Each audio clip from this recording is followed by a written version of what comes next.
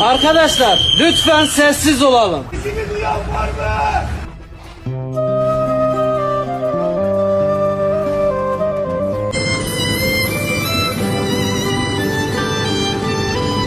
Beş kişilik ailem maalesef 4 ferdi vefat etmiş oldu.